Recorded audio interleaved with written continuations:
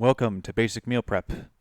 I was lucky enough that chicken breast happened to be on sale for $2 a pound, an exceedingly rare thing to happen in this day and age, so I took advantage. I now have roughly 7 pounds of chicken that need to be cooked, stored, and prepared for future meals. As such, we will employ the crock pot here. We are going to use 2 onions, as the onions available to me were small. Following that, we are also going to add 2 habaneros. These are going to have slight cuts in them in order to ensure that maximum flavor leaves. Now, when cooking this much meat, you need to get a little bit aggressive with your flavors, otherwise it's not going to be nearly as tasty as you think it will. On top of that, given the fact this is probably going to be your protein source for the next extended period of time, you have to make sure it's something worth eating for an extended period of time. Me, I frankly should have let these thaw a little bit longer, given the fact I'm having to pry them out of the packaging.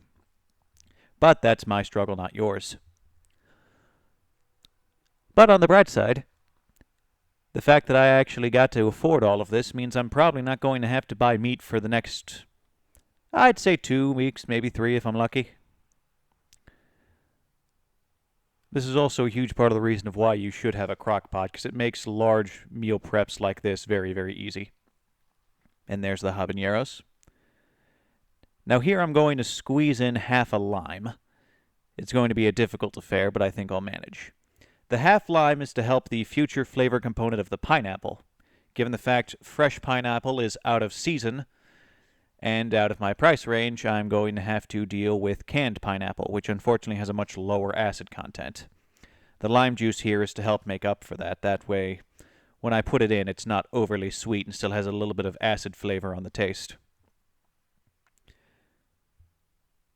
And remember, given how many meals you're going to get out of this, is there something special you really, really like a poblano pepper, or if there's a very specific set of herbs you're very fond of, this produces enough that it might be worthwhile to splurge on your preferred flavors. Like, the only reason I use habaneros is because you can get the same amount of spiciness off of much less produce. Alright, put in the last 2 chicken breasts here. And now we're going to have to consider the pineapple. Now, in this situation, I prefer using the sliced pineapple just because it's easier for cleanup than the crushed pineapple. And you're going to use 5, 6 slices. The big thing for me is I really like pineapple, so I try to keep a couple slices for myself because I'm selfish. Yep, just put them in there.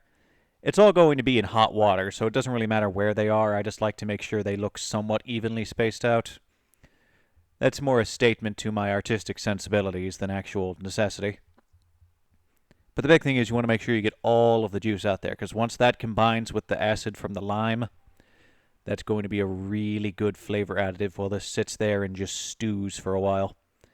Alright, now we take our little pre-peeled garlic package, and we're going to add a couple cloves of that in. This just adds a little bit of extra dimension to the flavor. It's not going to come out super strong unless you add a lot more garlic.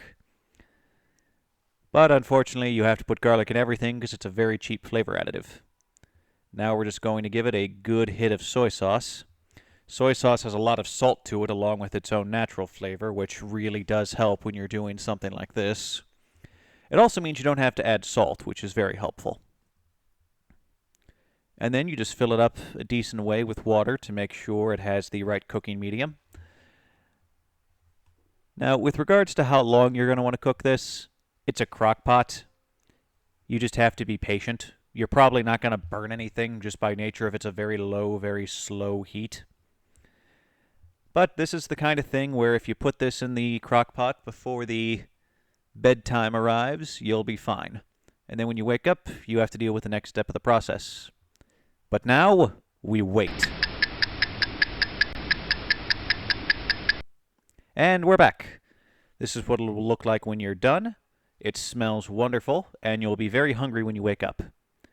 Now, have your cutting board ready, because now we actually have to pull it to prepare it for the baggies. Now, you're going to get about 4 baggies out of this recipe, which is a lot of protein, particularly if you're being very mindful about it. It shouldn't take a lot of work. The easiest way to tell if it's done is if you can just press down on it with a fork and it shreds very, very easily. And how finely you choose to shred it's entirely up to you. Some people like it more in easy to chew chunks. Some people like it more in straight shreds so that it's a lot easier to put in burritos. But it's just a matter of personal preference. The one thing I would have done differently is I would have added a little bit more soy sauce just because I really like soy sauce.